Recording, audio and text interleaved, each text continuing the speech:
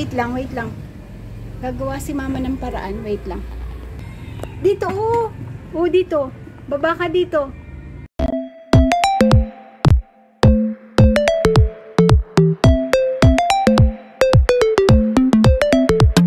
Good morning. Ayan, kagagaling lang po dito ni Ka-Farmer. Siyempre, hindi ko naman po na-film dahil nasa breakfast po kami. Nanonood po kami kay Kainaman in Canada at Team Miss Planet. Tapos bigla po siyang, Ma, hindi ka dito, kumuha ka nito. Siyempre po, naka-on yung aking camera. Hindi ko siya na-film. Ayan po ang bigay niya. Ulang. Bidya. Bidya, dito ka na. May ulang. Masarap ito, mama. Masarap ba ito, mother dear? Yum, yum. Tapos ano ito, ma? Mani. Binilihan din po siya ng mani. Yan. Sanayin natin. Walang, mama. Ang dami. Mayroon sila. Hindi naman din, hindi sila. Oo nga, ibilad na lang after. Para tumatagal-tagal. Thank you, Ka-Farmer. Maraming salamat. At meron pang pa-fish. Ayan. Thank you. Thank you so much. Ayan po. Mga fish from Ka-Farmer. Aba nga, very fresh, ha? Ayan. Pahugas ng kamay, inay. Lang daw ng isda. Ayan. Tapos daw, sabi ng nanay ni Rambo, last na daw tong sitaw na harvest nila. Kaya, nag-hoarding ng nanay ko. Meron pa po kami sa ref. Sabi ko, Ma, bakit ka bumili? Sabi niya, patapos na daw kasi. Wala na daw kasunod. Nag-hoarding siya ng sitaw. So, alam na this, mga ilang araw po kaming sitaw. Actually, ilang buwan na kaming sitaw. Ayan po, oh, meron pa kami. Ayan, diba? Ayan po, oh. Ayan. Tapos, kagabi po, binaba ko na yung chicken. Na mukhang hindi naman magagamit ngayon. Ay, hindi. Kasi si daddy po'y dumating na. Andito na si Kaenteng. Ayan po. Nakaluto na si mother ng kanyang mga niluto. Ito po, siyang nag-ayos niyan. Yung mani. Tapos, ito po. Sabi ko sa kanya, Ma, pwede bang lagyan natin ng ampalaya? Sayang po kasi pwedeng na-late yung ampalaya. Pero okay lang. I-ano na natin. Ayan. Kasi po, mamaya, magsusutay lang ako nito. Siguro, kalahating ganyan lang o mga ilang peraso. Magsusutay lang po ako ng garlic na may konting toyo, suka. Ganun. Tapos kaya sabi ko mag-ampalaya. Sayang po yung mga ampalaya. Diba? Nakakatuwa po yan. Hindi gaano mapait. Ayan. Tapos po ito, luto na. Inalabos lang ni mama. Ayan. Sabi ko lutuin mabuti. Kasi hindi pwedeng ma-half cook yan. At baka magka-allergy. Naalala ko po si Bidya eh. Pero talagang kasi kami po lahat kumain, tapos siya na allergy, diba po? Bigla kaming napasugod ng hospital ng gabi. Pagbata po, no? Pero napainom na po namin siya ng cetirizine, pero still, talagang grabe yung niya, rashes niya. Ito po, ko alam titikman ko nga po kung luto na, kasi baka mag-half cook naman si inay. Titikman po natin. Tapos ito po, i-strain ko siya. Tapos, ibabilad natin.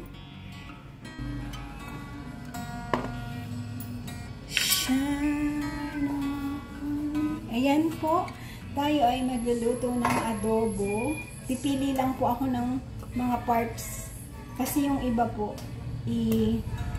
fried chicken natin. Yung, masarap din po diba yung fried chicken na balik natin. Si mama like, ito lang. Diba? Ganito lang po kami. Binibilang ko po yan kasi yung iba fried chicken natin.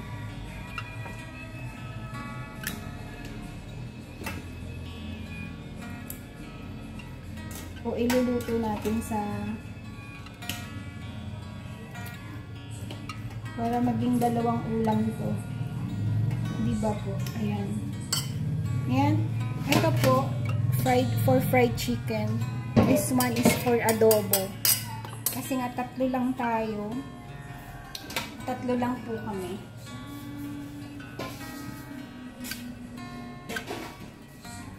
Yung tipong mga mahina po sa ano, kami po ay mahina sa replay. Mga replay na ulam, medyo hirap kami eh. Kaya yan po, ang gustong timpla nito ni Daddy, yung may kalamansi siya, parang bistek ang dating. Di ba po? Parang adobong bistek ang dating. Gusto niya yung may kalamansi, na lalasa yung kalamansi. So, first step po is kalamansi. I-ano natin. Ganito natin para hindi tayo nahirapan. Medyo maliliit yung kalamansi namin. Natutuwa po ako kay Mama kasi ngayon po, pag umaga po dati, ang pinapanood namin si ate. Yung vlog ni ate. Tapos ngayon, di ba po nagwa-vlog na si Tini? Nakakatuwa po siya. Minga, you okay? Ang dami niya pong salita. Pag ano po, iba-vlog ko. Wala lang po akong camera kasi ang ginagamit namin pag nanonood kami ni Mama, itong camera ko ay yung CP ko, cellphone ko. Ayan, dito po si Daddy. Pag andito na si Daddy, pwede kong gamitin yung DJI niya. I-film natin ng hindi alam ni Mama yung mga reaction niya doon kay Timmy. Nakakatuwa po, tsaka kay ate. Nakakatuwa siya pagka nagre-react siya. Kasi ito po, isasama ko yan muna. Kasi igaganon ko po yan eh. Para yung zest ng ano, nung pinaka iba po yung amoy niyan eh. Tapos tatanggalin din natin yan after marination. Mamarinate lang natin ito ng kaunti. Soy sauce, vinegar. Gusto niya agaw, alat tami, alat asin. Yan. Tapos lalagyan ko lang po yan ng garlic. Tapos luyang dilaw. Yan po ang recipe natin today. Minsan naiiba. Ngayon ito ang ating gagawin. Di pa po ako nakakabili ng luyang dilaw. Ito pa po yung hinarvest namin dyan sa garden. Yung kibe, umiiyak-iyak si Minga. Gabi po pag wala si Daddy, wala akong tulog. Kasi lahat ng mga bebe nasa akin lahat. Hindi ko po mapaano. Pati si Mingming po, natutulog sa tabi ko.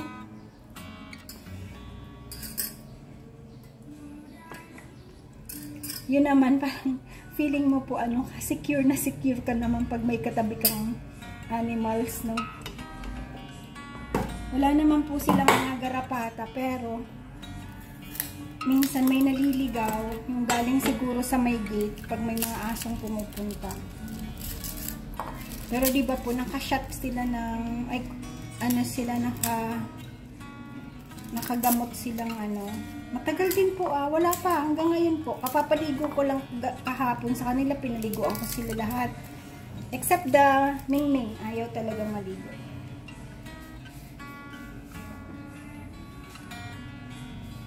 Yun. So far wala po ako nakitang garapata sa tatlong aso. So sabi ko, wala pa. Kasi kailan po ba ako medyo matagal na din po, 'di ba? Yung bumili ako ng Bravecto. So sabi ko talagang ang Bravecto maganda. Kaya lang nga, hindi natin alam kung ano din ang, 'di ba, how safe Bravecto is. Kasi ang tagal po talaga ng long lasting eh. Matagal. Ilang buwan na ako po na hindi Buhay pa si Lawrence nung Last kong Bravecto. Kasi kasama po nun si Loren sa Bravecto namin. Ito po yung gagawin natin, ha.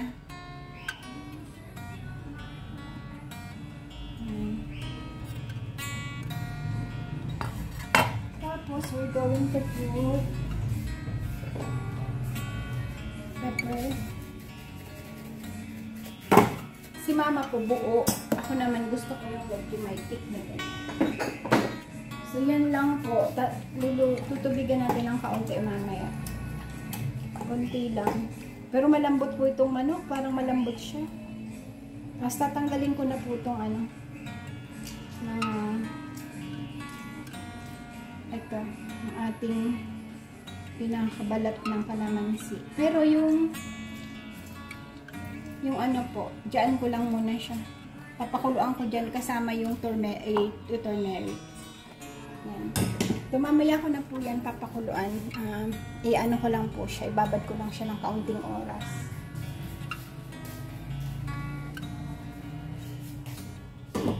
Ayan po. After an hour, yan, lalagyan po natin siya ng kaunting water. What's going on, Minga? Ano yan, Minga? Yan. Ano lang po natin yan. Lulutuin na natin siya. Nangyayari? Ha? Tingnan mo, may audience. Ano?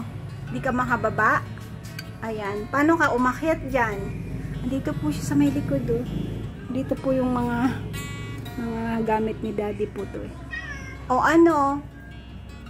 Ay naku. Gawa ka ng paraan, be. Siguro po may nakikita siya. Yan ang maganda po sa pusa, no? Nagka-hunt talaga siya. Ano? You want to climb down? Baba, wala. Tulog si daddy. Gawa ka ng paraan. Paano ka umakyat? Same thing, you go down. Sige na. Paano ka umakyat dyan? Paano ka umakyat? Mababalian kapag masyado mataas. Huwag kang ano. Ay bad.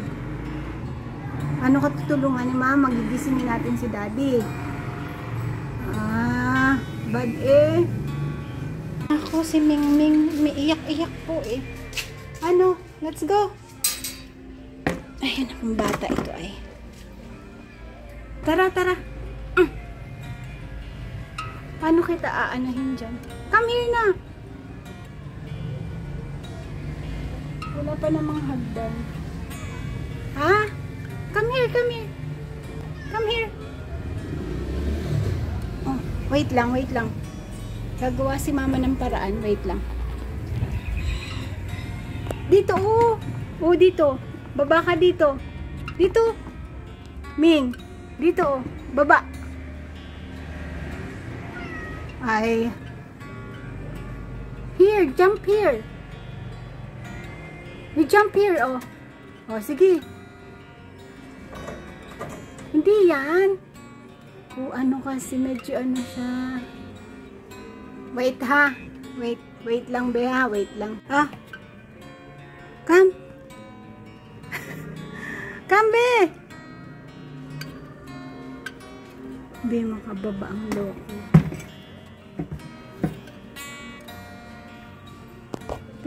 Pinapa-jump ko po siya dito. Come, ba, jump. Jump here.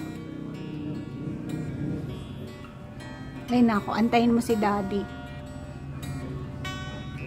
Mahina ka pala eh. Aakit-akit ka dyan. Hirap na hirap.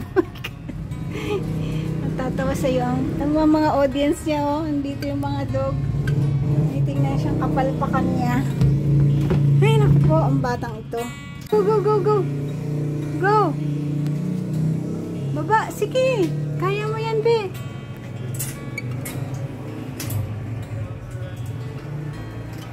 Ma, ang apo mo din na makababa. Si Mingming, umakyat dito, hindi na makababa. Sabi ni Lola, makakababa ka din daw. Kanina pa po yan. Yung naririnig po nating nagmamyaw-meow. Ay, nakakaloka ang aking bebe ha. Yan na po. Oh. Tingnan niyo po yung luyang dilaw. Konti lang yun pero nag-aano na siya. Nagkukulay na siya. Oh. I-aano ko lang po yan. Hahaluin. Ang ganda na ng kulay. Nalo ko lang po yan. Haluin lang natin siya. Tapos, pinababa ko na po yung apoy. Nilower ko na yung heat. Antay-antay na lang natin yan. Ayan. Nakababa din po. Itinuong ko yung isang upuan. Tumungtong siya doon. Tapos, kakaano ko sa kanya. Tingnan niyo po, natuyuan yung aking adobo. Nakaloka na. Ayan po, nilagyan ko lang konting-konting tubig. Muntik na po. Muntik na namang matutong. Ming-meng! Ming-meng! Ayan. Say thank you to mama. Say thank you. Ay, Diyos. Napagod na. Stress. Ayan kasi. Kana pumunta doon. Pag wala si mama, paano? O si lola lang, paano ka? Maghapon ka dun. Ha? Ay, sus, love me? Love mo, mama? Pikit-pikit po eh. Ayan po, iniinit ko yung aming nilaga pa din na baka. Tapos nilagyan ko na lang po siya ng sitaw. Ayan, masarap naman po yan sa sitaw eh. Ayan. Ay, ayan.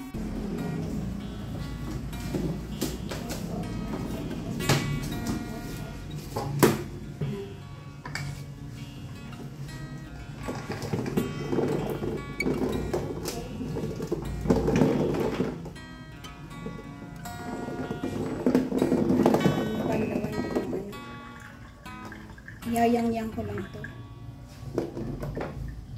Oh, yeah.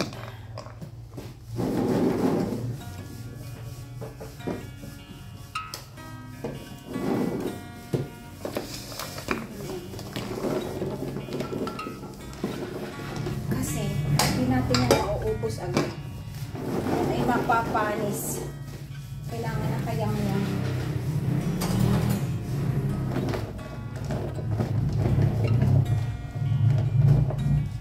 Dala to ni brother. Sabi ko nga, ang dami. Ay, meron din daw siya.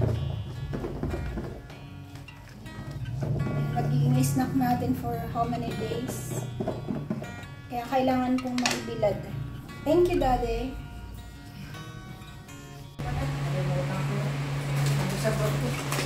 Bigay ni Buda. Oh, thank you, Dak. Ito hindi ko alam. Fish skin. Oo. Para sa'yo daw yan. Hindi, sa akin yan. Kalat ng dinis. Masarap yan, Dad. Hindi mo kasi tinitikman. Ito galing kay Jing. Oh, thank you, Doc. Thank you. Nakatikim na po ako na to. May nagbigay din dati. Ang sarap. Salted egg fish skin. Sarap yan. Di mo pa ba ito natikman, Daddy? Tikman mo kasi. Baka yan, Dad. Oh. Kumain po tayo. Baname, hindi yan. Ulang. Ulang for bidya. Remember. Oo. Allergic si Bidya. Allergic si bidya.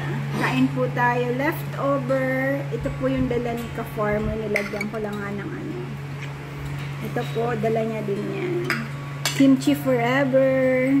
Kain po tayo. Mamaya na yung ating may adobo doon. Mamaya na ubusin muna natin ito. Baka abutin pa mamayang gabi yan. Tagal umupo ni Mother. Sige na daw. Ang lakas pa talaga ng pandinig, no? Layo pa. Sabi niya, sige na, mauna na ako. Anong ginagawa mo, Marge? Mama. Ay, nag-ano yan ng wasabi siguro. Oh, wasabi nga. Nakahanap mo? Oo? Nahanap mo? Okay. Kain po tayo.